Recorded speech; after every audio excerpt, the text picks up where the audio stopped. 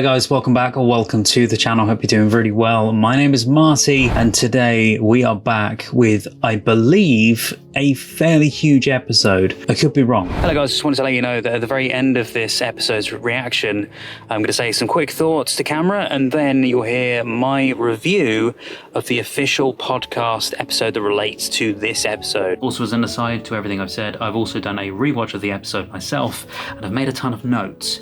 So all of that is coming at the end as well. But how I'm doing it differently in this video is I'm going to mix it all up a bit. Anyway, on with my very favourite episode. If you want to see the full uncut reaction to this episode, you can do over on the Patreon page or as a YouTube member as well. Let's watch episode 7 of season 2 of Severance.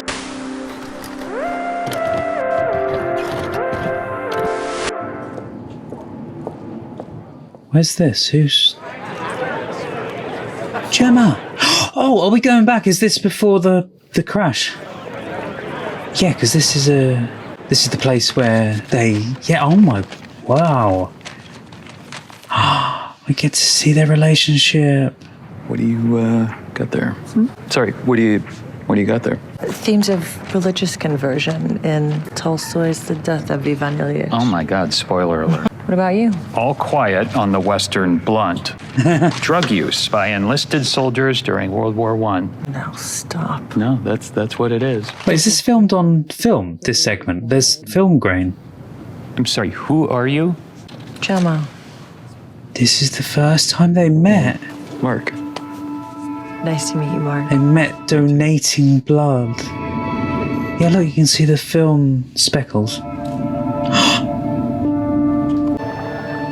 Oh no. Is this her now, or is this what's happening to her? So they have been keeping her hostage.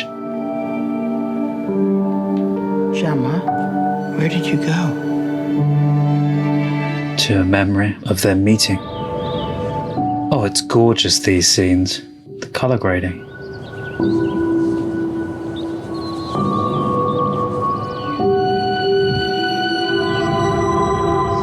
Oh yeah, him passed out. It's filmed so beautifully, all those flashbacks. Hopefully nothing long-term. Are you a doctor? Can you answer one of my questions, please? Do we need an ambulance? No, he's gonna sleep for a while. Surely it's not a good idea for him to fall asleep. Your brother's reintegrating. No, he's not. I know that was troubling. He is. I can tell that you're smarter than me, so forgive me if I say this like super plainly. If you give one solitary thought to messing with my brother, I will throw you off a f***ing bridge.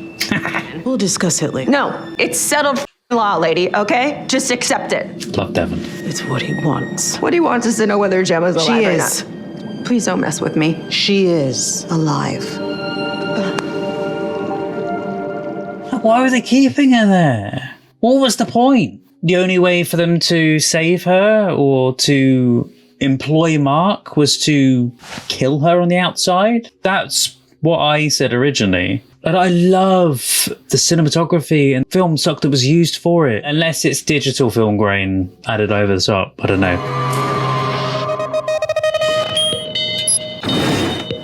You've eaten today? Done your reading? 50 pages? What is that? If you were caught in a mudslide, would you be more afraid of suffocating or drowning? Drowning.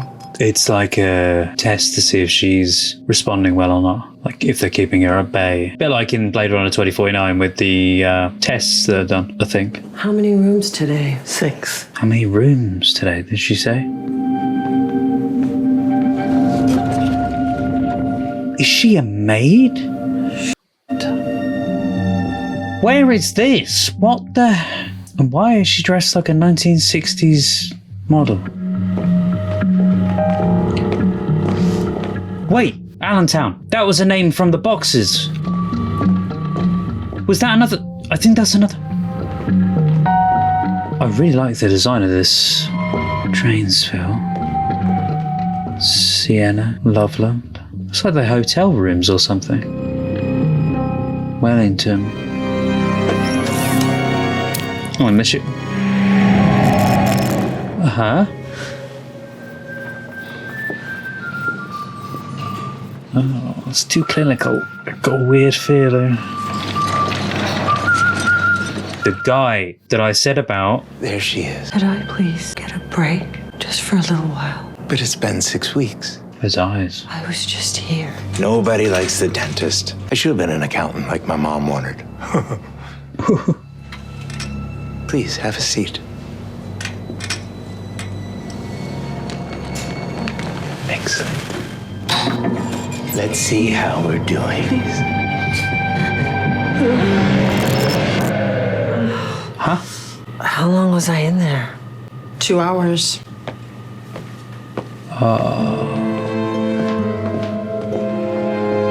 Yeah, so I'm presuming that these rooms are what they're sorting the numbers for. Yeah, Cold Harbor. Because that's the name on the screen at the end of episode 1 of season 2, I think. I need you back, me lady. Please come back. Wake up.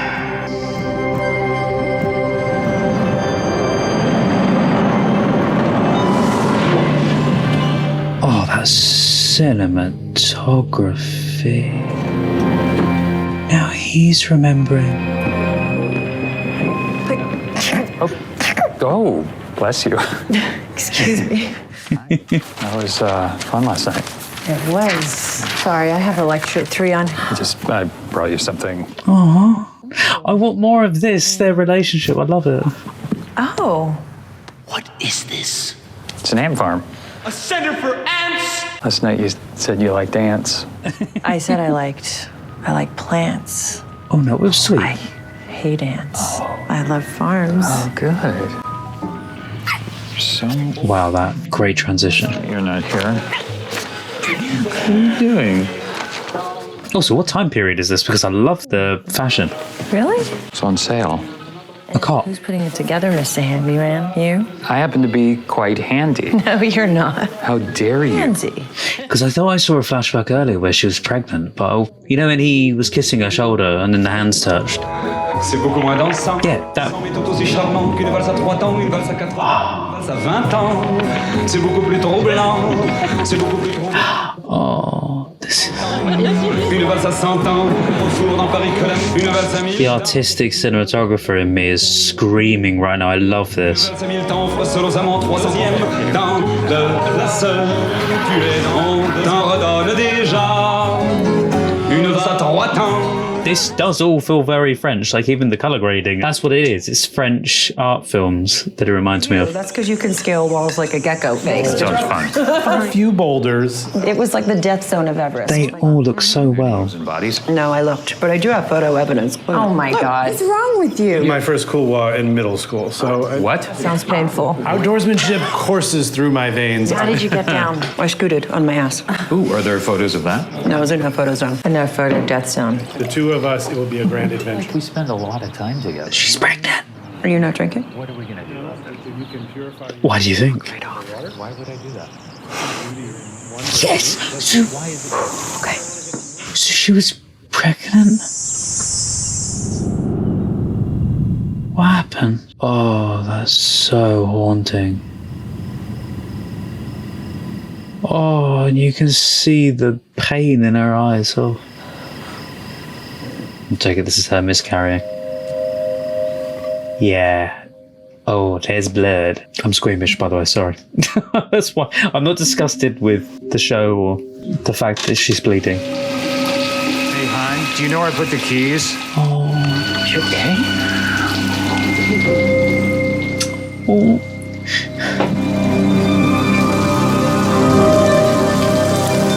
Oh, reverse. It's Casey. Sorry, seeing the Here observe Heliar Oh God, that is such a. for signs of sadness and verbally encourage her to forego further suicide. Oh, what?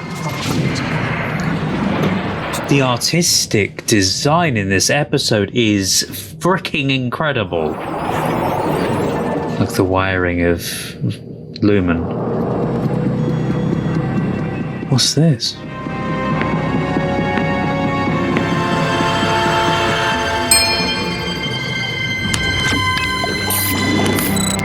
Oh, so he overlooks his work. Basically, Are the Severance barriers holding? whoa. I didn't think people were watching him like that all the time, though. The technology is working. You like her. She's easy to like. She's fond of me too, of course. She try and break your fingers. Who, Gemma?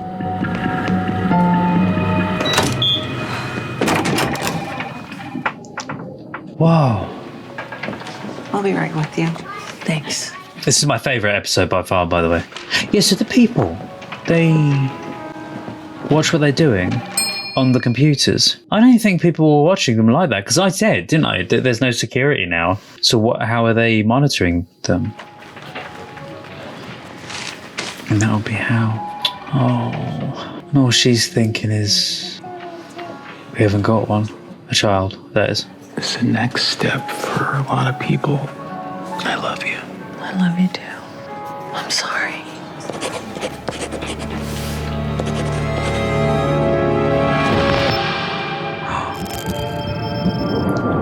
Oh, the stop motion. Oh, this is so cool.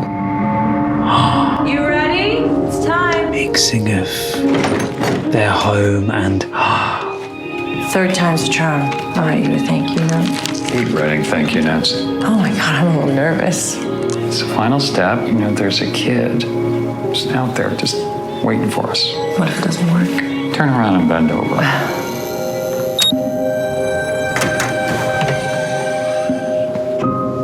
How are you feeling? My mouth hurts. Which room? The first one. Wellington. How many rooms did you visit? 6. The Billings room, the Lucknow room, St. Pierre, Cairns, Zurich, and The Wellington room. interesting. They're all named after places as well. you remember nothing? Nothing. Does she get like posted at different places, like different buildings? Did you exit any of the rooms feeling despair, fervor, gaiety? There's only one room I haven't been to. They had a name on it. Cold Harbor. Yeah. So what happens once I've been in all the rooms?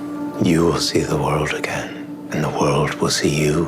What, so she's be let go? So I'll see Mark? Mark will benefit from the world you're siring. Kier will take away all his pain, just as Kier has taken away yours. What do you mean by that? What, are you gonna trap him? Please just talk like a normal person.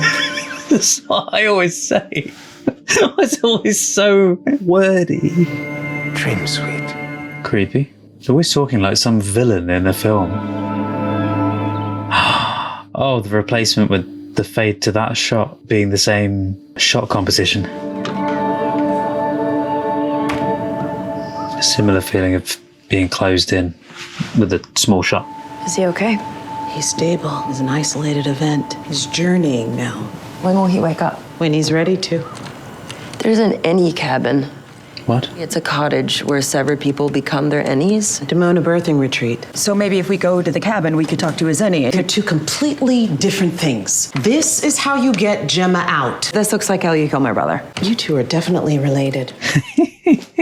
Both very stubborn as well. I could call her. Who? Harmony Cobell. Why would you do No. that? She runs the severed floor. Not anymore, she doesn't. You don't want her involved. She might know how to get to Gemma. She's That's a massive phone. She was raised by them. She's a soldier. It's a risk, I get that. She will turn you over to them. Everything I've done to fight, gone. No, because she got rehired, didn't she? I'm calling her. No! What do you do? Oh, the phone isn't massive. It looked it. Well, then I can't be a part of this. You make that choice. Good luck. You can't leave him. Halfway through. I can't do this without you. This isn't my choice. Do not call that woman. Yeah, why does the phone look huge? it's just the camera Hey, framing, I suppose. Mark. What are you trying to say?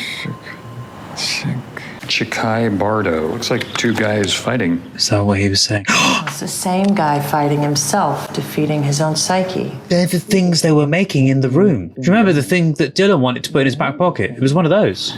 That thing came in the mail. It's one of those things where you have to draw a duck or a rabbit or whatever. I think I got onto the mailing list at the clinic. Why are you wasting your time with this?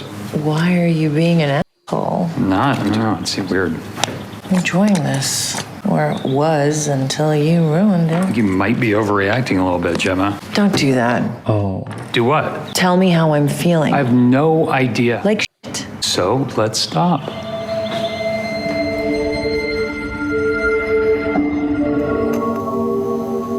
I'm so intrigued now what she's doing and why they're keeping her there and monitoring her.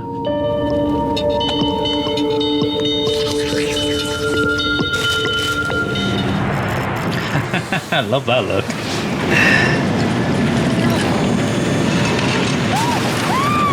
It's perfectly normal. Oh, it's him again. Bon appetit. What? Another cologne. Oh, they put her into like different life scenarios or something? See how she reacts? Stuck at 96%. The nosebleed set us back. When he's done, you're gonna have to say goodbye to her. I'm aware. Wasn't she'll come back? Oh, Look here. weird food. Fakir.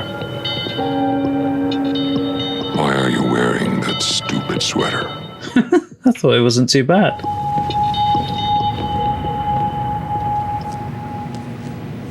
Yes, it'll be interesting to see how it all pans out.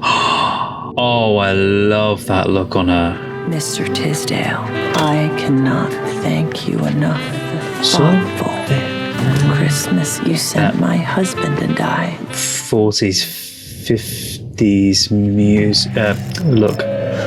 We have never owned an electric grouter. Goat. And we look forward to the happy memories it will. And it's always with him. Come on now, sweetheart. It's the last one.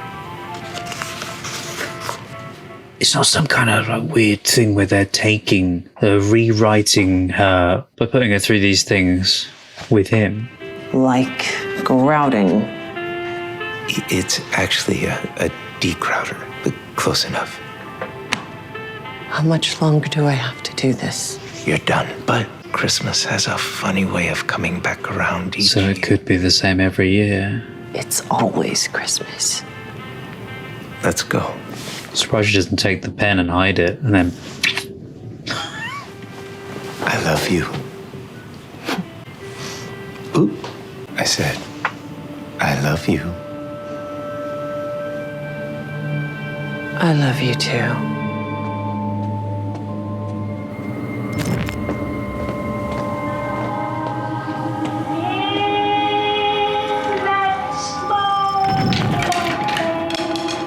Love this song. And isn't this the song that he was listening to when he put the picture back together?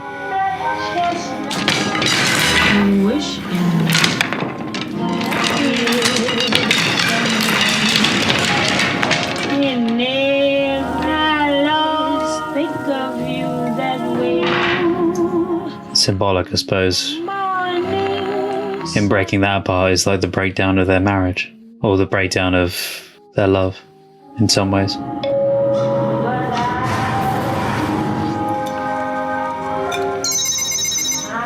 Oh, the calling system. I like the sound of it.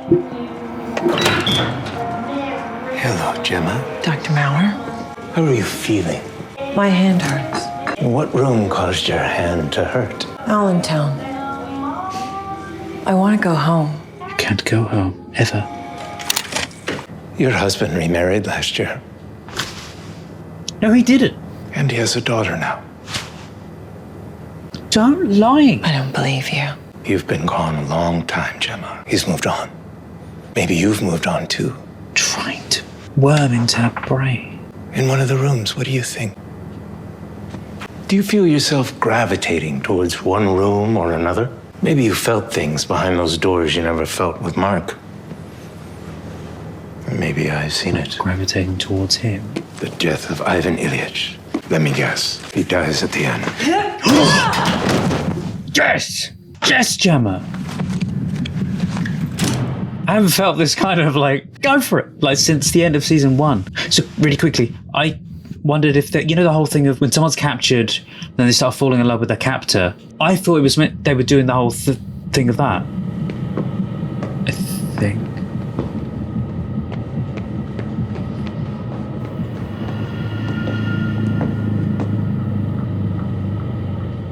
Oh, is that nurse lady? Oh, this is so tense.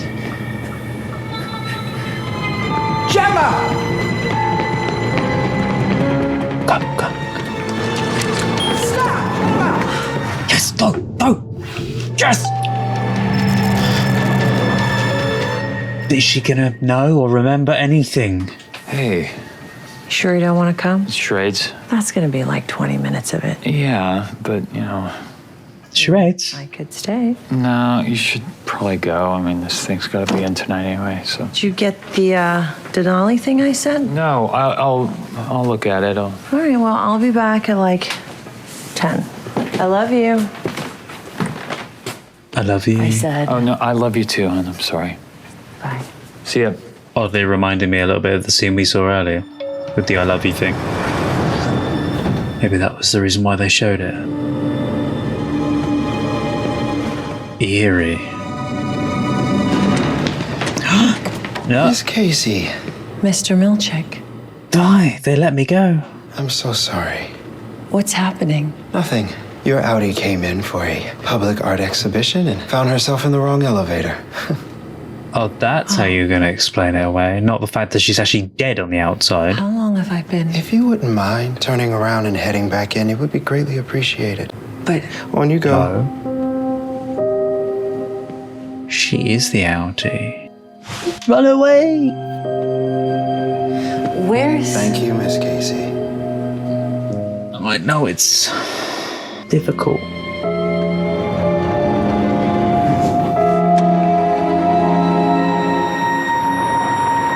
Is this police rolling up to say she's dead? Yeah. This is where we find out the police are actually Lumon members. Just... No! So close.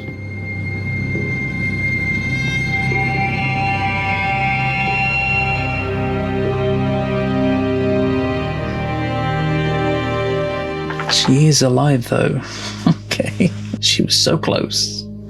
Oh, I like that with it. She's feeling like Mark's fading away from her because she can't escape. In the shot it showed it. Oh, that's so good. Come on. Get your hands off her. Yeah, oh, and that shot as well with the fade, with her in the center of the shot. It was like she was in his mind, the memory of her. I don't know if that's what the symbolism of the shots is, but it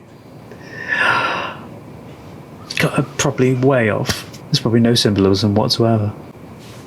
Hey. Hey. Yeah, yeah. Mark, where'd you go? Into his memories. To Gemma. Oh.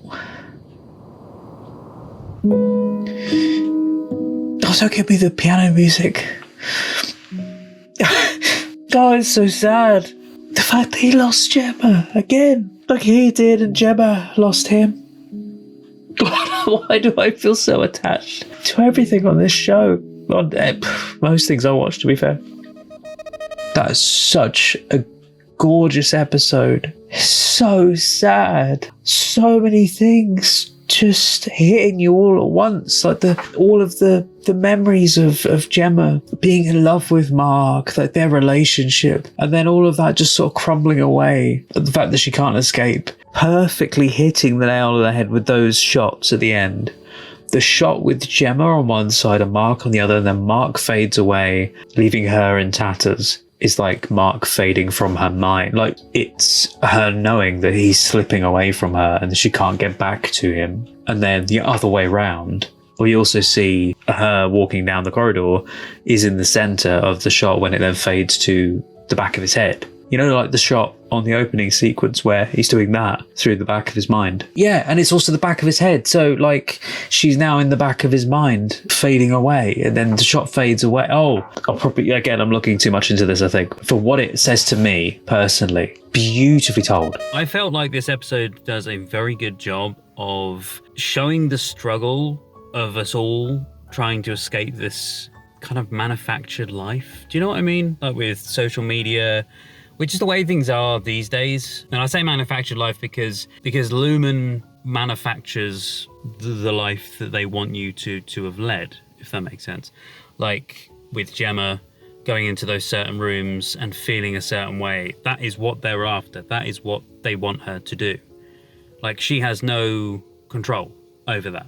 Yes, she has control over how she feels, but they're wanting her to feel a certain way. Just wanted to make a note of something. So whilst doing a rewatch, I was actually looking into the book that Gemma was reading at the beginning. Themes of religious conversion in Tolstoy's The Death of Ivan Ilyich. Oh my God. It's about the death of Ivan Ilyich, and it's Tolstoy's. And I don't know whether or not this correlates to the Severance plotline, because obviously with Gemma and Mark, they get the cards and that through the post. They go through some kind of conversion to then be with Lumon, don't they? Not necessarily Mark at that point. I'm kind of wondering if, Gemma is going down that route and they've had the miscarriage and maybe she converts to them because of the miscarriage. I did actually make mention of this in the reaction, but I think I cut it out. But I said that I think they were going through maybe IVF or something. And if so, then maybe that was Lumon helping them with that, because they were going through, all those things with Lumon itself. I'm not entirely sure what the Watcher is doing, or what the Watchers, I should say, because there's a group of them. I'm not entirely sure what their bigger role is, like why they're watching them do these things. It's some honor to them, I suppose, but the putting the groups into the boxes, I take it that's sorting out some kind of back end thing. Is it to do with making the rooms a reality? Like making the rooms into what they are once they're 100%? Mind you, he said that Gemma would be no longer with them or something when Cold Harbor was 100%. It was such a gut punch. The bit where she breaks out finally and then Milchik's like, no, go back. Like, no, break out. You're there. You're that close. I mean, yes, she would have had to go through the lift still at the bottom end to get out of Lumon. She would have to go through the lift again. But are they testing her? Are they testing her to remember past the block? Maybe? Or maybe like pre-code her, like program her other self. Miss Casey is played by Deacon Lockman. I didn't know that's how you pronounce her name. I thought it was Deacon Lockman. So I've been saying Deacon this whole time. And I didn't know that she was Australian. Well, technically she was born in Kathmandu, so she's Tibetan and Australian. And she moved to Australia when she was, I think, in her 20s. But they mentioned it in the podcast, like when she came out with an Australian accent. And I'm like, wait, what? Yeah, well, I was born in Kathmandu and moved to Australia when I was about 7 years old and spent a lot of my, teenage years there. And then when I was 23 years old, I moved to Los Angeles. And now I'm in London, just, working my way around the world. Kathmandu to LA is a long way. It is. Even Adelaide to LA is a long way. Were your parents living in Kathmandu? Yes, they were. They were living in Kathmandu. I was born there in, a very... Kathmandu in the 80s was not very developed.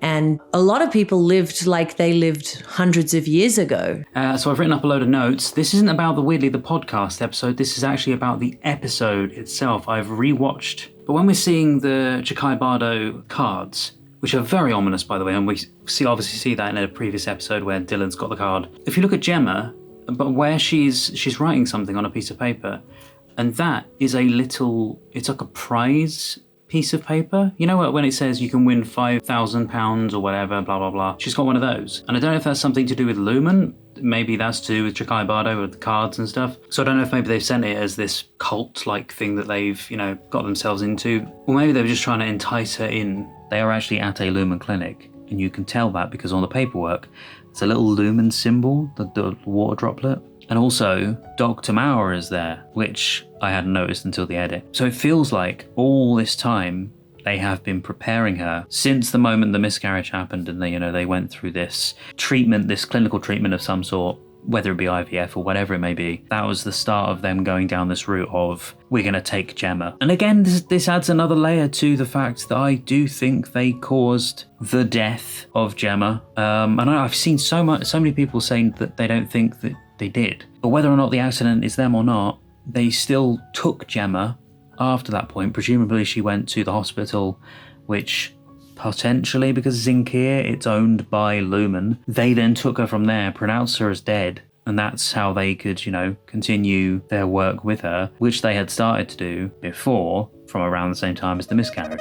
I love the look, the flashback scenes, gorgeously shot and graded and edited, and just it all looks incredible. So that's why this is by far, I thought that I had other favorite episodes, but this is just so gorgeous. Oh, and the symbolism with what I think was slowly as their marriage is, it's not crumbling as in like it's falling apart completely, but cracks were showing. And I feel like there was real bad tension, the night when he was breaking up the cot because of the miscarriage. And that scene with the miscarriage, oh my God, that's so sad. When we see the dentist room, he also says it's been 6 weeks, and she's like, I was just here. And what I failed to realize when I was watching the episode is that, of course, it's going to feel like it was just right the next second. She is her outie outside that room. She's only her innie, or many different innies, in each of these rooms. So in like the Christmas room, for instance, when she says, but it's always Christmas, because it is always Christmas to her, she goes out of the room and then immediately is back in the room again. That's, to her, is her life. It's just Christmas, Christmas, Christmas, and she's nothing else. And then with this one, she's only having work done in the dentist room, which if you think, if you're scared of going to the dentist as it is, and I've written down it's constant and repetitive torture. Yeah, the vintage shots, by the way, they were shot on 16mm Bolex. It was on the Bolex camera that they were shot, and that was Ben Stiller who was the camera operator for those shots. Now that was only for, I don't know what they used for the rest of the show, but that was only for, the quick montage sequences we see with the French song. That bit that I utterly loved.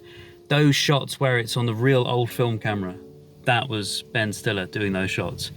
They explain in this how they went about doing it. They also talk a lot more when Jessica Lee Gagne comes into this later in the podcast. There's so much traffic today. The fact that Jessica Lee Gagne, I did not realize this, has actually directed this episode. I thought she just DP'd. And when you came that day, or a couple of days actually, with that little camera, I don't know what it's called. Yeah, the Bolex, 16mm Bolex. That was so much fun to just go and get random things. Like Adam, remember we had like a picnic. Yeah, we had just between setups, we would like run out with Ben, and Ben had the camera and he was like on his knees in the mud, and I was like, oh my God, like don't. Well, it was like spring was just starting and it was sunny and flowers were blooming. So we got a bunch of that stuff. It was great. Yeah, Jessica, she sort of flipped the script on me and had me be a little second unit DP, and she'd give me the Bolex to shoot you guys, Really curious as to what those rooms are. The reason what I was saying in the episode is I said about the names of the rooms were place names, like, was it Cairns, Cold Harbour, whatever the other names are of these rooms.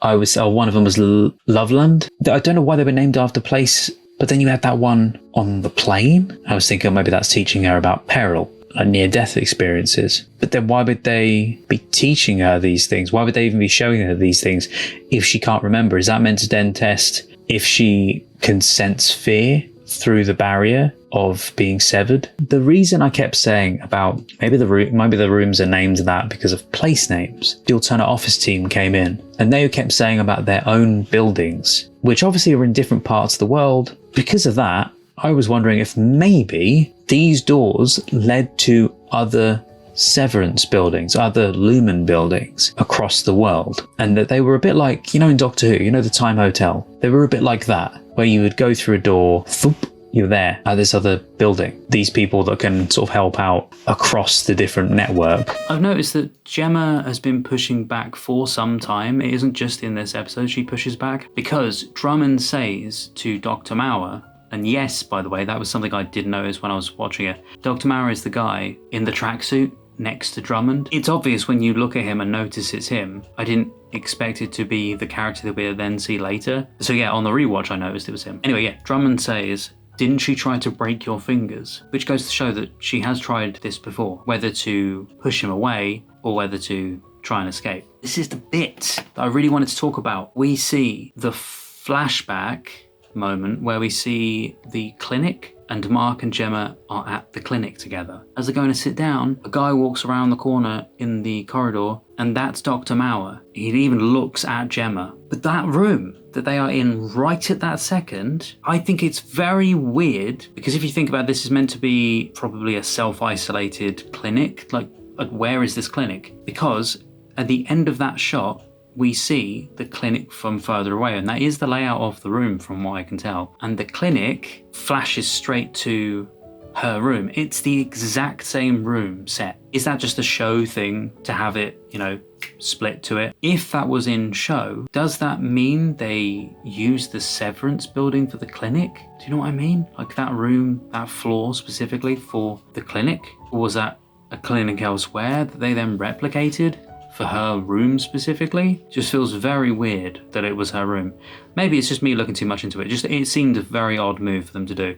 Great, like for visually and for people who love the show. My theory though is that they replicated the room to give her this weird sense of deja vu and try to remember her relationship with Mark, and then him, Dr. Mauer, twisting it so that then every time she was in that room it was like torture because she was remembering back to being at the clinic again with Mark, losing the child. I've said it's the same, or they're just trying to twist her memories, manipulate her in certain ways. But if you think about it, being at the clinic was the very start of their issues with Lumon, when they started getting treatment and that from Lumon. Because right at the very end of that scene, this is the thing I've even written down, we see on the paperwork, there's a little Lumon symbol, like in the corner, there's a little teardrop with a little box around it. And so I'm fairly sure that was where she was pretty much signing her life away to Lumon, or at least signing the papers to get the treatment done. And again, it really does add to my theory that they are the ones that killed her, did the fake death. Still have a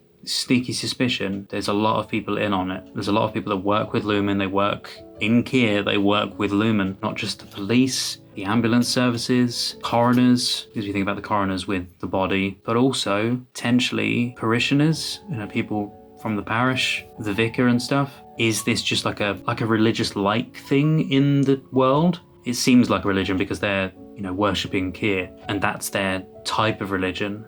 Also coincidentally, the book that Mark's reading, All Quiet on the Western Blunt, Drug Use by Enlisted Soldiers During World War I. Yeah, drug use during World War I. There was some link there that I had thought about when I found out another piece of information, which I can't tell you too much about, but it happens in episode 8. But the drug use does make me remember something from episode 8. Painkillers or anesthesia that they used to use back in the old days that you could sniff. Yeah, I just found that it was a very coincidental link that this episode and the next episode also deals with older style medication that was used for certain things. This whole series, I feel, has completely changed since season 1. It felt like it was your interpretation of these scenes being the horrors and thinking, why are they doing this? Oh my God, are they doing this? Like, are they breeding humans because of the goats? Are they humans turned to goats? This one, for most of this, actually, to be fair, it was like an artsy film, and I loved it because it was so good that we got to see their relationship from the very moment of inception of their relationship. I made a note here about Mark saying he hates writing thank you notes. I've mentioned this because I think this is the start of where Mark starts to go a bit bitter with things, and I know the reason why is because of the baby. Because, they're both mourning the loss in their certain individual ways. He's not coping well, but he is closing himself off from Gemma. Gemma's also doing similar. Like, there's the bit where she closes the door because she doesn't want to give him that grief, that extra turmoil to deal with. They both try and close each other off, which really is not healthy for a relationship. You need, which I do make mention of later, they need communication, would help to heal and bond them more. You can see to Gemma that it stings her, and you can see that immediately she tries to patch things over to try and, make them both enjoy the process of eventually having a child. Neither of them know how each other's feeling because neither of them talk to each other. She's trying one thing, he's backing off a little bit. They're both trying to fix things in their own way, but they're both kind of clashing with each other. It's slightly crumbling the relationship, and that slowly crumbles even more as time goes on. Do you think there's some hesitancy from them both? I can understand why things are the way they are. She has gone down the route of trying to get help, having a baby, and I think she has decided to do this, and Mark's just a bit on edge about it all, maybe. But I've said, from the way it seemed in the episode to me, it didn't seem like Mark wanted to really do it, or was almost feeling forced, and Gemma was trying to soften the blow by what she said, hence he was bitter. And I said that maybe this was Gemma's idea. Such gorgeous colours here. Just look at those colours, like a painting. It feels like it should be one of the Lumon paintings. It's so stunning. Anyway, I need to get this done, because if not, the sun is already going down here. Do you know what I think is really funny? In this podcast episode, they mention, right at the very beginning, Ben Stiller mentions that sometimes they will say certain things. Just remember back to my last video and what I said about when Ben Stiller and Christopher Walken were talking about fearing God. And I said, the way they said it kind of sounds like they're referencing something, or it just sounds like they're implying something without even saying it. Like it's meant to be like a little nod to us, leaving a breadcrumb. Well, in this, Ben Stiller says that sometimes they'll say certain things, and it'll be said in a certain way, and then people will take it suspiciously as if it's them talking about something different and hidden that isn't the way that they were originally intending it to, or trying to like taking it and breaking it down and analysing it because they assume that there's a different meaning behind it, which is hilarious because that's exactly what I said. And obviously their podcast was done ages ago, so I just thought it was funny that literally last episode I did that. When we're talking about the episodes, I'm always thinking about what we don't want to give away. Right. For me, of course, that's the fun of it. Yeah. That's the fun of it. But then it does make you look inward a little bit. Sure. And question, like, well, the way I even said that thing that maybe wasn't explaining what happens in the episode, did I, in the way I said it? Because we knew people would pay attention to the episodes, but this level of intense analysis. It's far more intense than season 1, I would say. Yeah, and I think there are more people watching the show now, and I realize that people are listening to every little nuance. Yeah. And watching every little speck of detail in the show. Yeah, maybe even something that we may have said offhandedly gets analyzed as if it were a window into another hint. A secret message or something. Yeah. But that's kind of the fun of all of this, I guess. And also, I think for people who are paying attention, sometimes these clues that they're seeing are definitely real things. Yeah.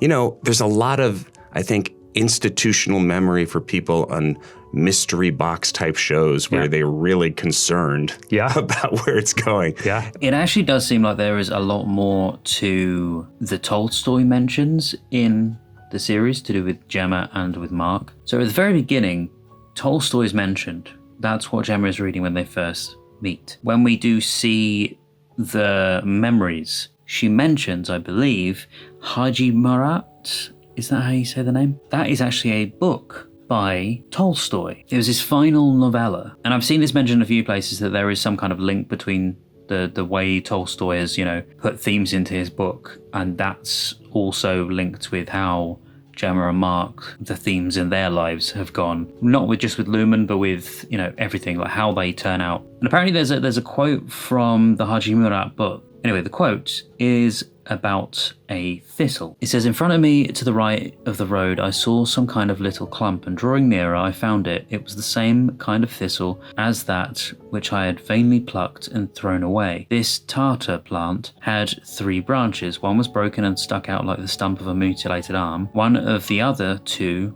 bore a flower, once red but now blackened. One stalk was broken and half of it hung down with a soiled flower at its tip.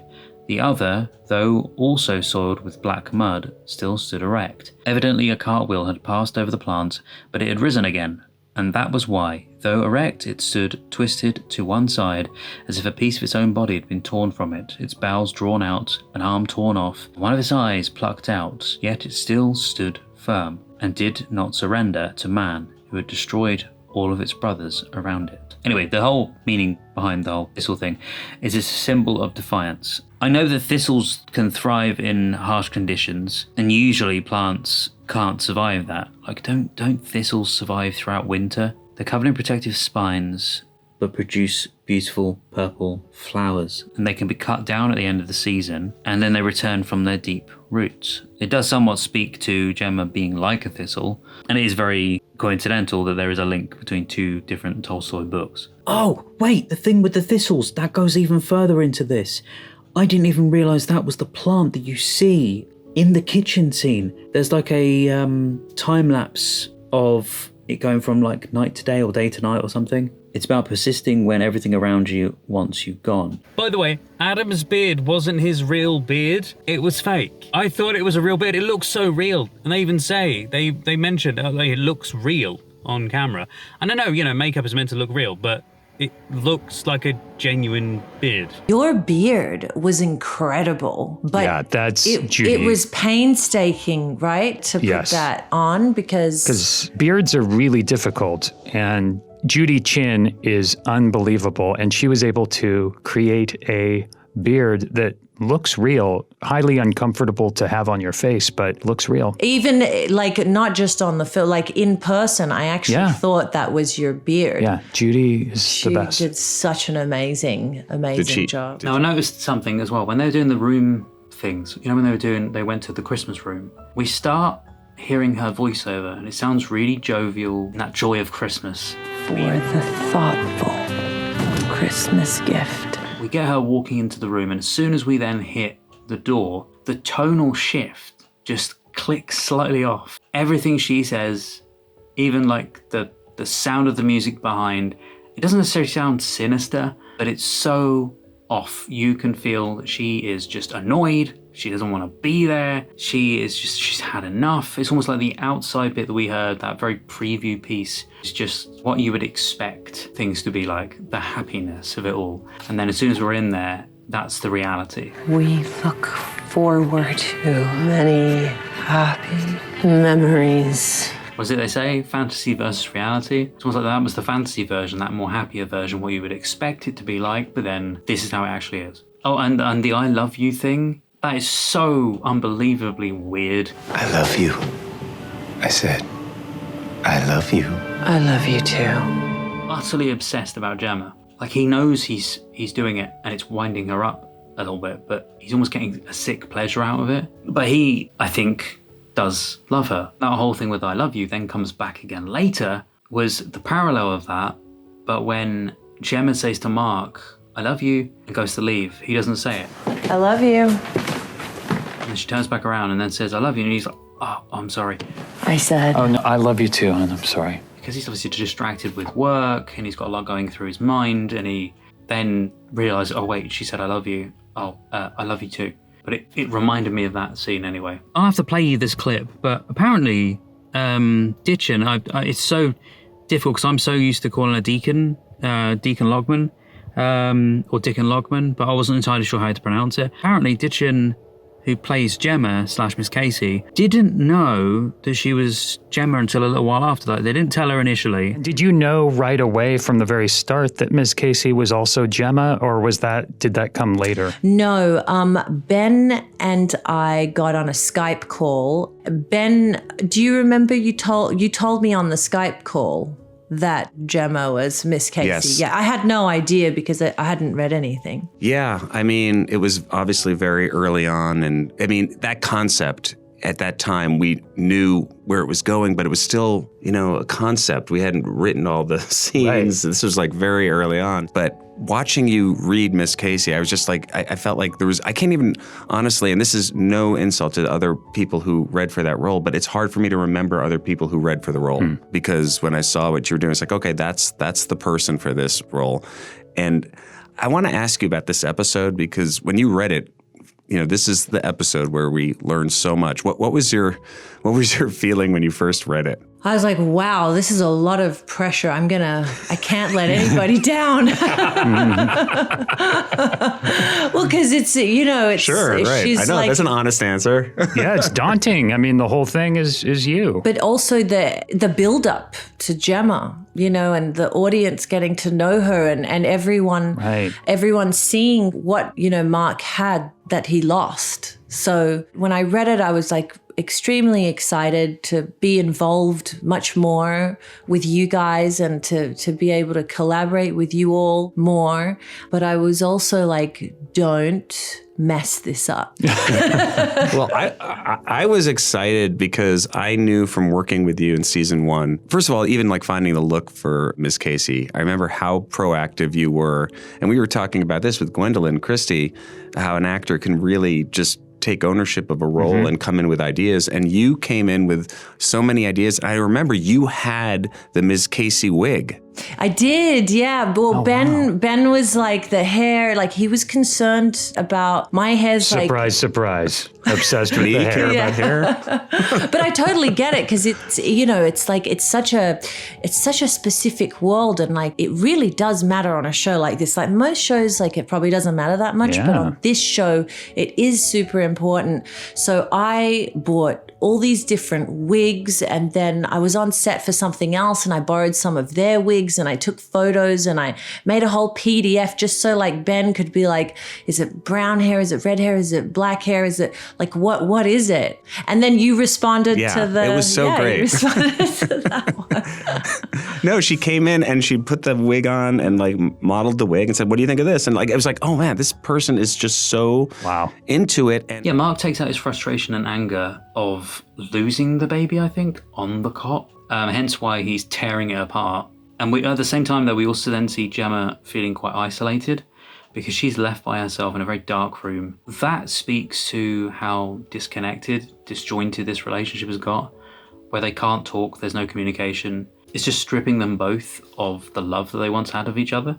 By the way, I found out some really cool information. Robbie Benson, who plays Dr. Mauer, right? I know he's creepy in this show. Such a good actor. Do you know what he's been in before? I didn't know this until I was listening to this episode. They don't do an interview with him, unfortunately. But he has done some incredible work that you will know of. Have you ever seen Beauty and the Beast, the original? That's Robbie Benson who does the Beast's voice. There's something I want to show you. But first, you have to close your eyes. But he also directed some episodes of Friends. Mind-blowing. I would never have expected him to have worked on Friends, but apparently he did. So how weird must it be for actors who worked on Friends to have seen these episodes of Severance, seen that character and go, wait, that's our director? Whoa! Oh, sorry, Tommy. What's in the cup, Ross? Okay, it's coffee. Iced coffee? Robbie Benson. Who plays Dr. Mauer? Yes. So good in the show. I've been a fan of Robbie's also for a long, long time. He's been an actor and a director and writer, and he was very famous as a young man making movies in the 70s. Yep. And he made a movie called One-on-One, which is about a young kid who gets recruited to a college to play basketball and gets cut from the team and has to work his way back onto the team. That's one of my favorite movies of all time that he wrote. Wow. Yeah, and started. And he's got one of the most incredible voices. Yeah, he does. He's the Beast.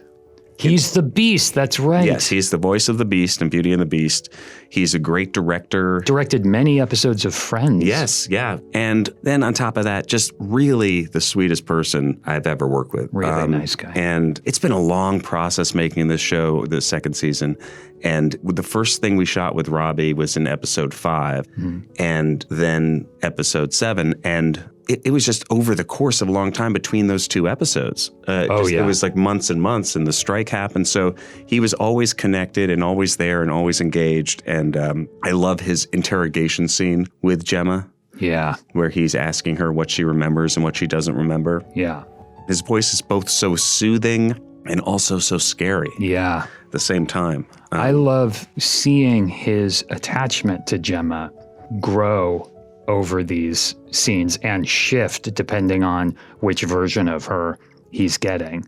Like in some, he feels like he can be more open about his feelings for her, like in the Christmas scene, for instance. Right. And in some, he feels he needs to be more of an authority figure. He's yearning for something with her that is deeply unhealthy, but also not easy to put your finger on what it is he wants from her. His little laugh, by the way, Robbie Benson's, there's a little laugh he does. He says about my mom something or other, and he goes, and it's his little laugh. I should have been an accountant like my mom wanted. But also the whistle, he does a whistle in the episode.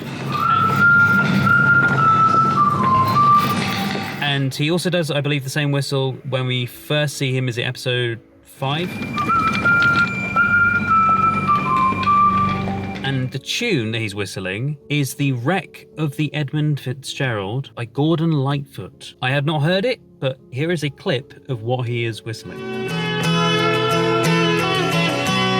Here we see him as a dentist who obviously is a fan of Gordon Lightfoot. Yeah, humming that song. Yeah, Wreck of the Edmund Fitzgerald, one of my favorite songs of all time. Is it? Yes, I'm a big Gordon Lightfoot fan. Oh yeah, by the way, there's the Mauer part where he comes into the room and says about Mark being with someone else. And he's doing it on purpose to get under her skin, to make her doubt her own love for Mark, to make her doubt these things. So I think then when she does go into the rooms with him, with Mauer, she then starts to pick up on other emotions. I almost felt like it was a thing where she falls in love with her captor. The whole thing I'm saying about the gaslighting is because he even says to Gemma, maybe there's something in those rooms that Mark couldn't have even given you. Maybe you felt things behind those doors you never felt with Mark. And then he says, oh, maybe I've seen it. Maybe I've seen it. Because bear in mind, she can't see this stuff. She doesn't know any of the stuff that's been going on in the rooms. So for him to say that, he is gaslighting her, making her think that something else has happened in these rooms or is happening when she has no proof. She has no way of knowing these things. Anyway, this is the part then when we see the Ivan Ilyich book on the shelf. Well, we don't see it. We see him pull it out. And he then says, let me guess, he dies at the end? The death of Ivan Ilyich. Let me guess.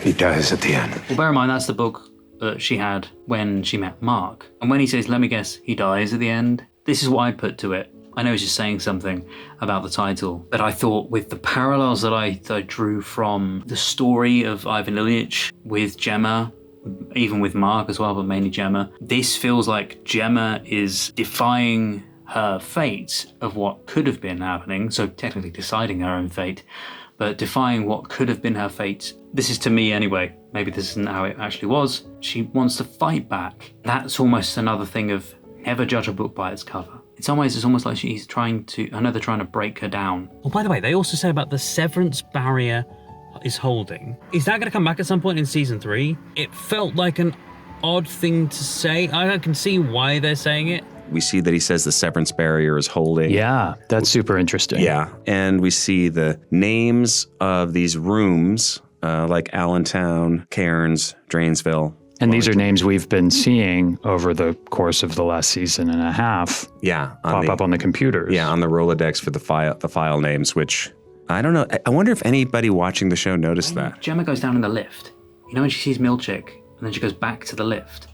In my head, I was thinking, at that moment, I didn't think of this when I was watching it on the reaction, why doesn't she just stop the lift? And then when the door is shut, because Milchick pretty much sees the lift door close and closes the door at the same time. Why did she not press the lift so that maybe that lift doesn't have the button where you can reopen the doors or stop the lift or whatever? But if she'd done that, she could have then got back out of the lift before it started up and turned her back into her innie. Oh, another thing I noticed about that scene, she says no. You know when she becomes back to her innie self and she's like, no.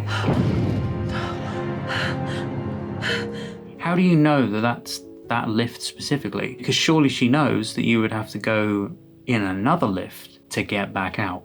That's not the only lift. It's only until the door opens that she'd then be like, no, no, no, no, no. Maybe that lift looks a lot different to the other ones, but to me, they all look the same. Maybe they should have done that a little bit differently. I get why she's saying no. I get that. But I feel her saying it at that moment in time doesn't actually make sense, because she should be waiting until the doors open and then be like, no, no, no, I thought I had escaped. The work they do on Miss Casey / Gemma's character, though, in this episode, and all through, though, like from the very beginning, all the little curious piece of information that she would give us, all the little insights into how she was, like, it always interested me when she was on the severed floor as to how she interacted with everyone else. And she comes across as being very curious and very intrigued as to what they were doing. I kind of liked that about her character, that mystery, who she was more as a character. But yeah, I never expected her to be anything like what we got, to actually be Mark's wife. I mean, you see that blurry shot of the ripped up picture, and that then leads into this whole ball unraveling of Gemma being Miss Casey? I mean, it was incredible. And Jess she really wanted to explore her being kind of like a defiant teenager, you know? And I mean, she's so incredibly talented. Yeah, Jessica's an amazing artist as a cinematographer and now as a director. And she was also shooting the episode. She was the DP on that episode. Was that an interesting process for you, working with her in both capacities? Yeah, it was great. I loved how loose she was with like, oh, let's just do it this way. And she really knows how to just like push forward. Okay, so we're getting on to Jessica Lee Gagne's stuff. It was great to hear Deacon Lockman's stuff when we heard about her, because I utterly love Deacon Lockman. She's brilliant. But I think I would get on so well with Jessica, because Jessica Lee Gagne, the cinematographer / director of photography, and also the director of this episode, and I'm going to get onto the cinematography type stuff in a bit. It's not only her, it is also Max Goldman. And then obviously some of the camera work is also done by Ben as well.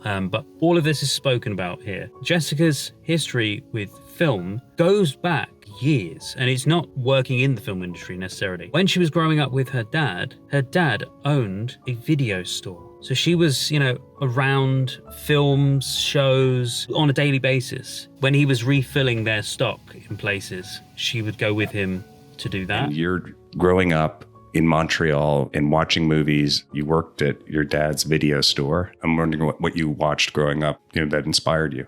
I watched so many different things, and like I did work for my father in his video stores, plural. He had many of them, and I used to actually work with him sometimes in the summers and travel with him in his truck because he was also a distributor. So he would bring movies to like small grocery stores or little stores in little towns, and we would go in there and switch up their VHSs, bring them the new stuff, and crazy, interesting little life journey there. But just already it's a little anachronistic because you're of an age when you were a kid that people were switching over to at least to DVDs at that point. I saw the transition from VHS to DVD. I really lived that, and I saw, how that impacted that industry. So now, since she's moved on to work that is going to be shown on streaming services, she thinks it's been such a shift because her dad doesn't even have the streaming services that her work is on. She thinks it's due to how streaming services and that affected her dad's business, which makes sense. You're not going to want to try and support something that is ruining your business, are you? And with that, it also makes me think of something that I did note down here. This episode really does speak on things, about how we move on from things or how things move on in life and how we deal with the past and with memories. I just found it quite apt that this was the one episode where these things were spoken about with Jessica Lee Gagne, about the memories of her past and with her dad and that. And I'm thinking that this episode has a lot to do with not only memories, but about love and loss and the structure of life. But one thing that's really interesting that I see intergenerationally in my family, between my father and I, is here I am now shooting for Apple and Netflix or whatever, all of these streaming services, and my father doesn't have any of these services and is still, I think, feels how they impacted his business. And I'm kind of like going into that next generation, which is interesting. That always has stayed with me. However, I did notice, and I wasn't sure if this was meant to play a part in the imagery for the film, but the very last shot we see in that sequence of Mark, when he's looking through the window to the police officers, we don't see any eyes on Mark. It's just a shadow from sort of here upwards, and I thought that was interesting. Oh, and also then Devon, later on when he finally wakes up, Devon says, "Where'd you go?" Where'd you go? Which is the exact same thing that the lady said to Gemma just after she has that sort of flashback sequence and she wakes up right at the beginning. Where did you go? I thought it was a nice little parallel. As Ben says in this, they do play a very good, believable relationship between each other, both Adam and Ditchin. Yeah, it was the intricacies of their relationship that I thought they did really well. When you're acting next to someone, I feel like you haven't quite got a connection. You're acting like you've got a connection there, but you don't feel it. I think this is down to Adam Scott, but also the very talented people that he's working with on this, because his relationship with Devon and also with Gemma, they're two of the relationships in that show that I find are so real.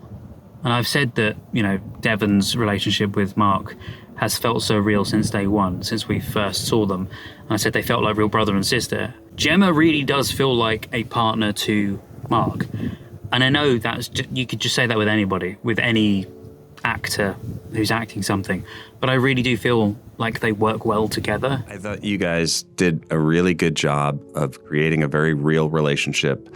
How was it for you guys, and Adam, I'm curious, maybe I'll start asking you, how was it for you to create that relationship, and how did you guys go about that with Jessica? Well, it was really fun and really informative too, because it's such a huge part of Audi Mark's life, this loss. And up to this point, it had just all been in my imagination, just trying to fill that in. So getting to actually build it with Deechin and Jess was great. But what I love about it, what I loved about doing it is, like other things on the show, like you were saying, we kind of found the tone and the characters together. And part of finding that together is we get, micro-specific about all of it. And we need to, because it's not the kind of writing, it's not like Dan writes in a way where it's like, well, I used to be a teacher and I'm not anymore because of this, this, and this. It's not expo heavy dialogue. So we as a team want to build everything as specific and big and complete as possible, and then kind of decide how much of it we're showing. And so this relationship, it was really important to build exactly what it was. And then in these scenes, we got to see these nice little glimpses. And I think Jess building such a complete relationship and such a complete world, we could do these little flashes and get what felt like a complete picture. Oh, there's the line that Dr. Mauer says, "You will see the world again, and the world will see you." What does that mean? I get that she will eventually go to the main world, or at least that's what we think. But because she's got like a billion different, however many different innies now, all of these other innies will see the world. But will her, as the outie Gemma, will she ever see light of day? Probably not. It will just be the world sees her, and she will probably likely see the world, because technically that is the same person, but she will be her innie, unless they are physically going to let her go. But then the next line, Mark will benefit from the world you're siring. And I know she says after that, she says about why don't you just talk normally? Can you please just talk like a normal person? Which is something that I'm always looking at a character like that and thinking the exact same thing. Just talk like a normal human being, instead of all these convoluted words. When he says that about the world you're siring, Mark will benefit from the world you're siring. I was thinking, okay, so the effects, the reaction from the world, or as an aftermath of whatever she has done, whatever Lumen has then done, does that also mean that they are going to take Mark to do exactly what has happened? Kier will take away all his pain, just as Kier has taken away yours. So take Mark to create many of his innies? I don't think so, though. I think it was mainly just a Gemma thing, but considering there's all the other rooms there, have they done this before? If so, what happened to those people? Did they just kill them? Or is this just a Gemma thing because they picked her out and did all the, the tests they needed to beforehand? Yeah, because they say that Kier will take away all his pain, just as Kier has taken away yours, which really goes to make me think that they're going to do the exact same thing with him as they are doing with Gemma.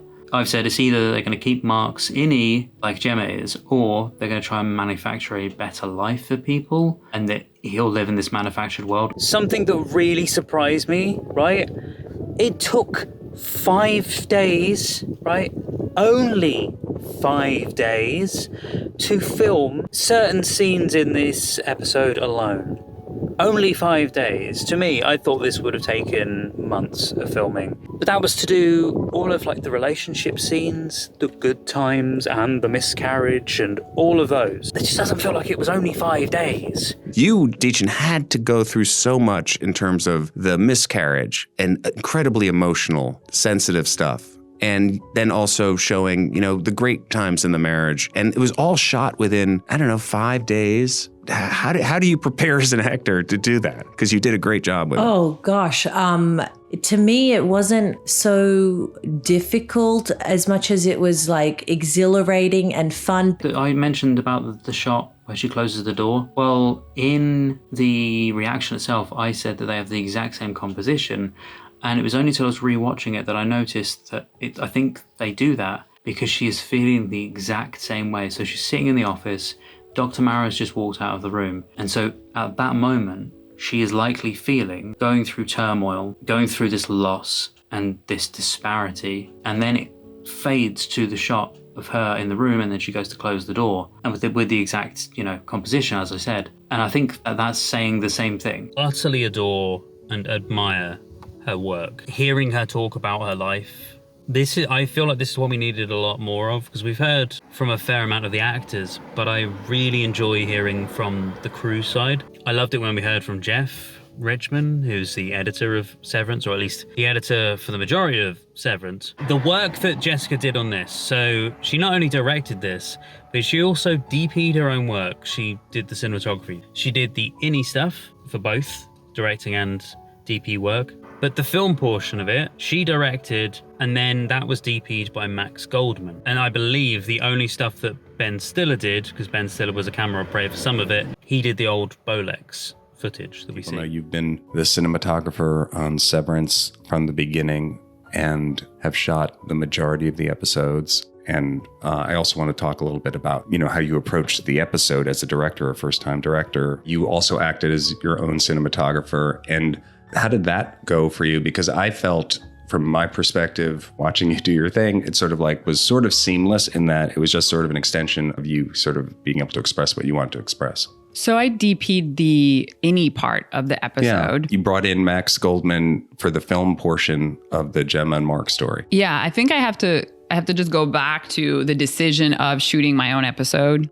Why did I allow myself to do that? And a lot of people asked me, are you sure you can handle this? It's the first time you're directing. Do you actually really want to shoot it? I knew where it would become a problem, and that was going to be these flashbacks. I needed someone else. And it was also interesting to work with someone who had a new eye as well, because it's a new world. So all of that I thought made a lot of sense, and working with Max was great. But working with myself was very weird. I did not understand what it really meant, but there was this one moment on set, and I had this feeling of everything's moving so fast. Everything's happening really, really fast, and I don't feel like I can breathe. And I realized at that moment, I was standing in Gemma's suite, and I realized that conversation that happens between a cinematographer and a director wasn't happening for me. And that kind of was giving me anxiety. And at one point I looked at Sam Evoy, our script supervisor, and I'm like, Sam, I'm going to talk to you like you're my cinematographer. I'm sorry. I need that time, because I needed to breathe. Right. And I needed to know that that it was okay. Right. Because that relationship is important. This is such an intriguing thing. I am in two minds of this, because I love film. I mean actual film, filming on film reels, the old artistic process of it all. And apparently Ben wanted to shoot Severance originally on film, but Jess had to then bring him down from that. However, then when it came to this episode specifically, she then had to be the one that approached Ben about filming this episode on film, because they wanted to evoke this nostalgic feeling from being filmed on film. What was your idea in terms of just the shooting on film for the flashbacks, which is something we hadn't done before on the show? What was your thinking on that? Well, the thought about shooting it on film, to me, it's funny because originally I am the cinematographer of this show. And, when it comes to choosing cameras and lenses, I'm a huge part of that process. I'll show you different things, and then I'll see how you react from them. And then ultimately we're making this decision. But we had chosen not to shoot on film. And I don't know if you remember, I was always adamant that I never thought Severance should be shot on film. I wanted to shoot on film. Yeah. So many directors want to shoot on film. I understand that. And so many DPs do as well. But then when this idea of flashbacks came up, I was like, oh, I'm the one who has to bring up the fact that I think this should be shot on film. Now I get to be that person. But there's, I don't like in post adding a look to something to make it look like a flashback. And I was like, what's the most natural and simple way to do this? And basically shooting on film evokes nostalgia right away now for us and for where we are in society now.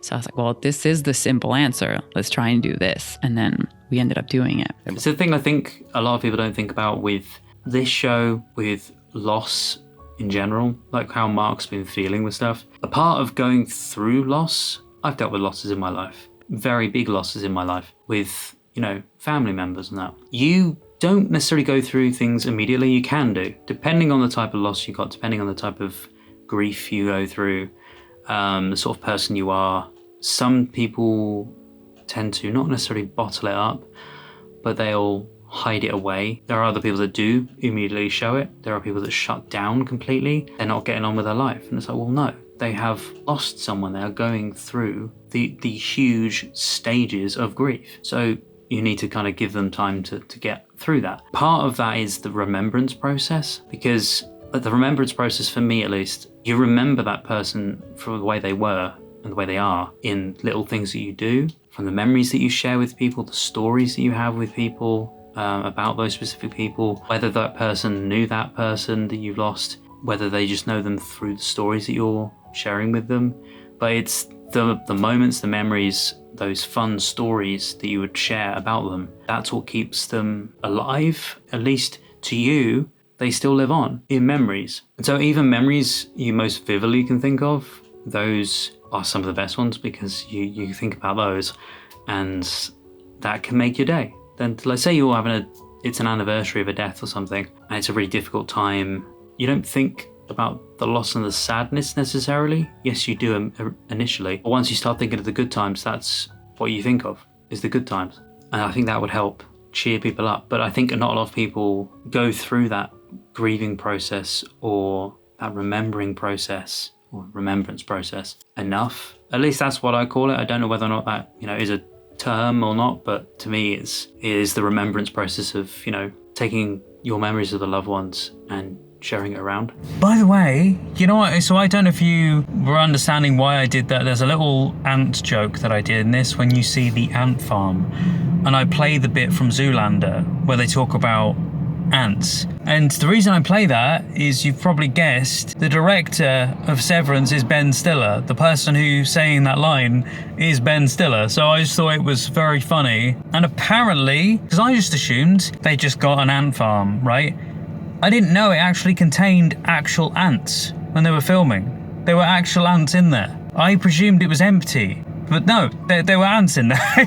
That's when you come in with the ant farm. Yep. Which was a mistake. That was functioning, wasn't it? There were ants in there. There were ants in there, yeah. There were ants in there. Very intriguing, by the way. You know the house? I fell in love with that house. When we went back in their memories and we saw their house that they were living in together, it was gorgeous. Just that it's got a slight rustic feeling to it, that, the wood paneling, the very rustic, eloquent windows. I love the style of the home. Like, they had an idea of what they wanted, and it was pretty much that.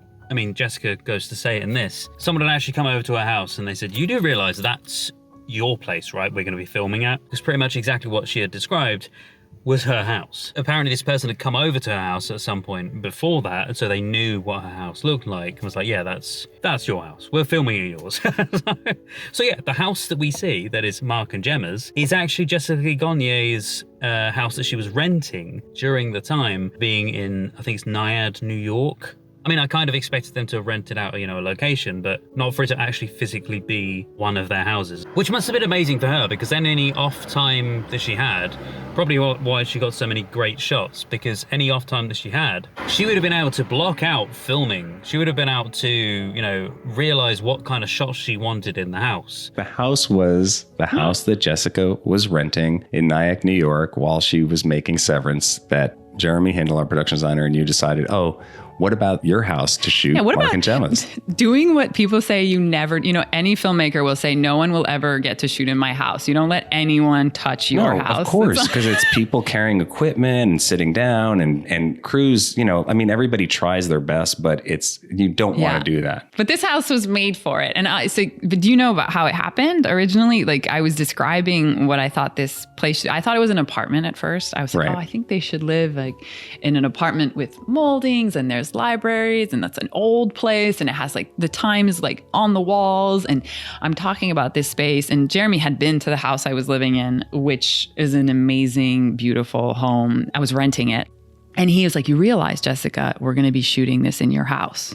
And I was like, I had never thought about it. I just was speechless for a minute. I'm like, oh my God, he's right. We're shooting this in this house. Yeah, it's pretty amazing, because it was also at the very end of our shoot. I think we had it was like a 186 day shoot this season. And it was at the very end, and spring was coming, and the leaves were on the trees, and intentionally it's one of the only scenes you'll see in the show that has green trees in it, because it's a different time. And it was just the feeling was it was a stripped down crew to a certain amount, and it was just a different approach for that week of shooting. And you just made, I thought, some really amazing, beautiful choices in that house. Those scenes in the kitchen, or her sitting alone, or Adam with the crib, trying to break the crib down, or the scene in the bathroom where she's going through that really tough time, was just so sensitively and beautifully shot, and felt to me like moments could be from a Bergman film or something like that. I mean, it had that kind of feeling of that starkness and that beauty, and gives it this unique quality that was very important, because this is the only time we're ever really seeing Mark and Gemma's relationship in the past. They talk about ego death in the scene with the Chikhai Bardo card. I think it correlates to both innies and outies battling it out against each other. Kind of like we see in this episode with Gemma, but then also in a later episode with Mark as well, where he's sort of battling it against himself. And it's also kind of what Helly and Helena does as well. Like when she did her thing in the lift and she did a little videotape to her and then said, "No, I'm not going to quit." Multiple instances like that where there's a little spit for spat against each other. Oh yeah, the bit where Gemma says, "Don't do that." Mark says, "Do what?" And she says, "Tell me how I'm feeling." Don't do that. Do what? Tell me how I'm feeling. I have no idea how you're feeling. That's pretty much what Lumon is doing. Tells her how she's feeling. Tries to control how she's feeling. With these rooms, as she's going into them, they're putting these fake scenarios on to make her feel a certain way. So that she then turns around and says, "Oh yeah, I felt scared," or "I felt, melancholic," or whatever it may be. So they are trying to control her. So I thought that was such a great parallel between that moment, that little bit of conversation, and then the rest of the story. Yeah, I've said dictating to you that you should be controlled to feel something specific. But I think they're lacking communication in that moment, or in general in the relationship, really. Like, he has no idea about how she's feeling, but yet he is feeling the exact same way. That's what I'm saying. If they spoke, they could heal so much together. But yeah, that's it. That's my thoughts from that, from the episode, from the second watch. The rewatch, I should say. Jess says something really lovely about this episode. With this all being shot on film and that, she said it evokes the feeling of what life must have felt like before. For an audience member, what life felt like before to Mark and Gemma, that's different to what life feels like now for them, since he's severed. And I thought that was a really great point to mention. I feel like we are seeing this show through the perspective, or the way Mark's character views life is like the visual tone of this show. This was a moment where it's like, okay, this is before the decision to sever. So this is life before. What did life feel like? How do we evoke that? There were so many things. Every department brought something special, where it's like just the plants, the colors, the lighting, everything was tweaked in a different world. And we introduced things that we had never really done in Severance. But that was intentional. And the meaning was just to evoke a completely different feeling. Oh, they talk about the transitions. I said about the transitions at the end of the episode, where Mark's head has the hallway with it looking like, she's disappearing into the back of his mind, and her shot with Mark disappearing is like, she's losing Mark. But they do make mention of it in this. There's a whole big section they mention about the transitions and like the shots with the police officers and shooting it that way with no dialogue, meaning it's different to what we would normally see in TV and film. But the words she says about it, about the transitions, really struck me. She says about how they connect them, as in Mark and Gemma, emotionally, about how it evokes transitioning from one emotional state to another, and the different timelines that are connected, not only emotionally, but visually. I also thought, just in terms of visual storytelling, how you blocked and came up with even the scene where Mark's sitting alone and the police come up. What a tough scene to have to figure out how to shoot, because it's a scene we've seen a million times in movies and TV shows, and not have it seem cheesy or cliche. And the way that you did it with no dialogue, just seeing the police taking their hats off, and I love that dissolve as he turns away. There's outline of Mark's head, and you see the hallway and the elevator with Gemma in it. Yeah, the transitions were to kind of evoke sometimes like transitioning from an emotional state to another. Sometimes the emotional states match and sometimes they don't, depending on the transition. But this specifically for both of them, there's this like heart dropping knowingness that happens for both of them they're in different timelines, but they're shown at the same time. That to me really connected them though. What you did was they're in different timelines, but the whole idea in the episode is that you're watching, Mark journeying and Gemma is having these moments and these flashes and thinking, about Mark, but you're connecting them visually even though they're both separate. So it doesn't feel like a flashback per se. It feels like we're connecting both of them as people emotionally. Yeah. There's a lot to say about that and about how we view life depending on the things that happen to us and how we choose to see things. And I think that this episode, for me, one of the reasons it found me is because I love all of these crazy things about consciousness and time and space. I'm a sucker for this stuff. And I was like, oh, I get to explore this in a cinematic language. And that to me was like, I was like a kid in the candy store being able to do that, because we have these 3 different timelines and there was this idea of a whirlwind of things just all happening all at once.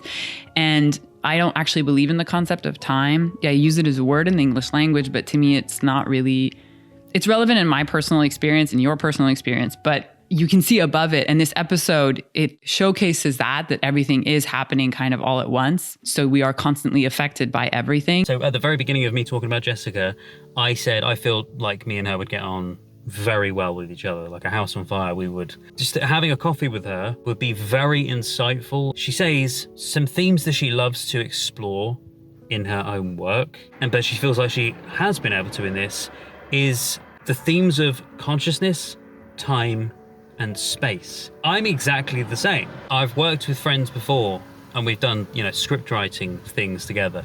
And a lot of the work that I would put into my scripts were things to do with consciousness, the subconscious, layers of dreams and reality, themes of time, and, even fragments of time being lost. So hearing her say that was really refreshing because it was someone else that also feels the same way as me. They also mentioned about, the shot going through the desk with the wires. That was real. That was not CG. I thought watching it, and I've watched it back, I thought that shot, every single time I've seen it, was CG. I don't know how they did it, but they actually did it for real, with real wires, real table, real everything. And even, the shot we see of the MDR office and we get, Gemma back as Miss Casey for that one brief shot, which I thought what they did is I wondered if they'd done like a slight CG replacement of Mark's head for the spin round, or if that was just another shot of Mark that they got, and then they manipulated that into the actual real shot from way back on season 1. Well, apparently, they did do some shooting for that scene. We see them, they do the miscarriage scene, and then the shower water is running backwards. It's going up, and then it's like Mark being pulled out of the memory. And I said it was like they were almost overwriting Gemma with Miss Casey in his mind and erasing her. It felt very relevant to the story that's kind of what they'd done in real life. Lumen had done to Mark is they had taken Gemma away from Mark, put Miss Casey in place, and just tried to act like nothing had actually happened, like she was erased from existence. The bit at the very beginning of the MDR shot with the rain in the shower and it runs upwards, and then we have Mark spin around. I thought what had happened is they'd filmed in the bathroom and then they did another shot, or even the same shot, and just changed the lighting a bit and had Mark spin around, and then they used that play of Mark spinning to then merge that with the originally shot MDR stuff. But no, they had him in MDR and they got rain on set, to fall on him. And what they did is they shot with film running backwards. Thought they just reversed the shots, but no, they actually shot it backwards. You can do that, by the way, if you reverse there's like physical filming components inside. If you reverse them, you can have the film run backwards. And had him doing the scene, and then turn around and have the rain on him. It looked great, but she still felt terrible for Adam. This is the kind of thing I love. This is reason why I do these segments with you guys, is finding this information out and being able to tell you something extra. The shot going down through the center console down to the testing floor. That was one of your little sort of side projects. Scott McGuire's, as you call them. Yeah, it was like Scott McGuire's side project. Scott McGuire is one of our camera operators, a great camera operator. Yeah. And I mean, everyone in the camera department participated in this shot in their own way. You know, like Mike Guthrie was always a big part of like technical development stuff with us as well. He was the AC on the other camera. But can I just say that I feel like it was very important for you on that shot to start off of Gemma and start to go down, which was a crazy shot. I mean, we could get into the rain on Mark. I mean, shout out to Adam for that though, because like we were talking about like really technical things and emotional things at the same time. Those two scenes were very strange to put back to back, you know, the very sensitive scene about this miscarriage and then going into this scene in MDR. And I remember there was like questioning about that, like, is that the right thing to do? But in my mind, it's like, that's life. You are sometimes living a moment in your life and there's a part of you that's reliving a very traumatic experience at the same time. Yeah. And so all of a sudden we're in this moment, but what you did visually was that, you know, you have the shower water coming down on her and Mark, and then we transition into Mark and MDR back from the scene from season 1 to sort of connect that, you know, those two thoughts. And what you did was you had the rain coming down, or I call it the rain, the shower water. And then you literally had a shower water set up in MDR because you, and I think the show, we've always been focused on not wanting to do CG when we don't have to do CG stuff.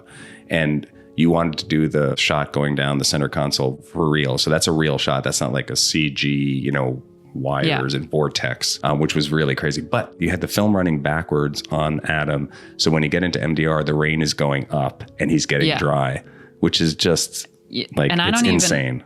I had to explain that to Adam. And I think there's probably like a point where Adam's like, I'm okay. Like he had to let go of the technical thing and do his own thing, I think, because it was so, I'm like, at the beginning of the shot, you are in MDR, and then you have to imagine that you end up in the shower with Gemma, but we're going to play it back in reverse in the edit. And then there's like rain and a bolt arm and all these things. And it looks insane. Reverse acting is hard for actors because you're asking somebody to imagine doing something backwards, and you understand theoretically what it is, but it's really, I think, hard to like for your mind to compute it. Yeah, I felt bad almost asking Adam to do that. Also, they make mention of, you know, the very end of this episode, we get the scene where Gemma's running away, and we see the lighting on the bottom of the units.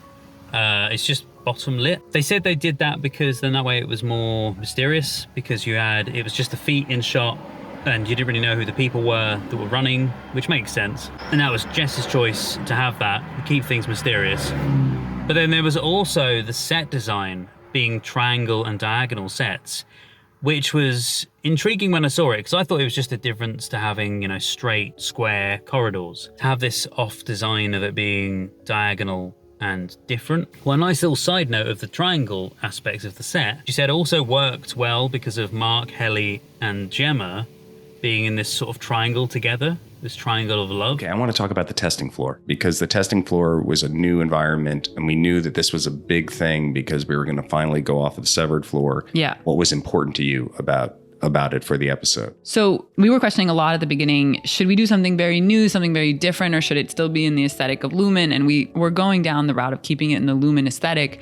And I think the only thing I knew very clearly, which was very much like a cinematographer thing, I knew how I wanted it to be lit, because the end sequence of her running away, I knew that I wanted it to be lit by this type of lighting. The floor lighting, because we'd done the sort of energy saver lighting on the top lights, but this floor lighting that you came up with is so great because it's just a totally different thing. And the way you use it in that shot where you see the light, you hear the footsteps, but you don't see the person, is very specific and I think really cool. Yeah, so that kind of like inched it in a direction. But then we wanted to do a set that was very confusing in its own way, and we had a very new kind of language. And we went with these diagonals and triangles, which is interesting, you know, the triangle of Helly, Gemma, and Mark. The set design of the hallways and that, when they eventually then went to find what would be Gemma's office, that we do see in one of the scenes, you know, where he gives her the ant farm. That set, when they went to find that, they had initially had in mind that other floor we see later was going to be sort of a triangular, diagonal type set. And then when they went to find the offices, they hadn't really thought of, okay, let's find a triangle office, but they hoped of something kind of similar. Little did they know, though, the office that they went to find and looked at which was basically they came out of the lift exactly like Mark did in the episode, and they turned to the office, saw the shape of the office, and what she said, it's difficult to show it on camera, but she tried to show it when she did the scene, when she did that shot. But not only the room was triangular, but apparently so were the corridors. So I think it was you had a lift, and then you had like a triangular corridor, and then in one corner of it was Gemma's office. I find it so interesting and so worth my time when I find these extra pieces of information about the way they made things. One thing that was a total synchronicity that we found out later with this set, and I think Jeremy and our minds were blown with this. And Severance is a show that has been blessed with many, many synchronicities. But when we went back to that college, Gans College, which is Nassau Community College in New York. And when we went back there, we had to find an office. And then when we went to look at the offices that were available there in this like big tower, we take the elevator and the doors open to this floor. And this was after we knew we wanted to do a triangular set. But as soon as the doors open, Jeremy and I walk in and we have this moment where we look at each other and we're speechless again. All the angles were triangular in this building. So Gemma's office, you'd have to, I tried to show it in that oneer shot of him coming out of the elevator, but it was very, very challenging optically to see it. But those hallways are all based on a triangle form. Anyway, guys, that has been this incredible episode, probably the best episode of this season so far. Cannot wait to see the next episode, which I believe is the shorter episode. I think it's 37 minutes from what I remember. Could be wrong though. I don't know why it's 37 minutes, and it'll be intriguing to find out why. Thanks so much anyway. If you do want to see the full uncut reaction to this episode, you can do over on the Patreon page or as a YouTube member. Don't forget, if you haven't already, feel free to subscribe to the channel. I watch a lot of classic films. Take care, stay safe, and hopefully I get to see you guys next time. Bye-bye. If you're still here to the very end, then thank you so much, and also a huge thank you to my wonderful patrons: Roger C. Griffith, Douglas Collier, Terry V, Miggy Love, Chris Holmes, Jojo, Thomas Masters, Shoehorn1234, Res, Patrick Durr, Andrew Blount, Carlos, Marla Mize, Rob, Chandra Blair, Scott, Paul Zawicki, Randy, Kirsten, Juan Pablo Camero, JL, Maggie, Freya Alexandra, Milo, Miranda, Edna, Gina Aman, Tess Avaland, Olivia, Maria Stoicheva, Neno, Megan Janoviak, Rainy Tomo, Strawberry Tree, Kirsten Bailey, Boobly Boo, Louise Vanderhoven, Aubrey Terry, Wraithist, Heidi Steele, City D, Bumblebee, Joshua, Jesse, Rena Burra, Meet, Lolita Verbakovskia, Eli, Holly Jeffries, Alenka Hafner, HM Garth, Chloe Grover, Neb, Kyle Baker, Abby Barker, Tom Tattershall, Kristen Olds, Tilly Chum, Laura Hutchison, Tara M. Will Coxon, Sazzy Nation, Ferdinand Pitchard, Jim McKay, Sphere, Mel Days, Fran in the Pen, BG, Tara, Rags and Muffins, Nameless Human Being, Deb, Philippa Chapman, Emily, Panda, David Wayne Fox, Jessica Asakovich, Sue Pro, Naja in Workshop, Mike Tunnicliffe, Wolfgang Wolf, Lee, Harvey, Anka May, Aninya, Evan G, Violet Aurora, Pamela Chandler Rash, Scott Howard, Joshua, Robert Williams, Steve Webster, Amanda, Lipaz, Jamie Dodds, King, Happy Go Lucky, Caitlin, Analytical Guy, Maria Torres, Cliff Adams, Jonathan, Dirk, Annie Bonds, Crystal Appleby, Scorpius, Monica Murphy, Sebastian Saint-Ange, Varga, Leslie McKittrick, Nick Stark, Number 1 Carez, Jen,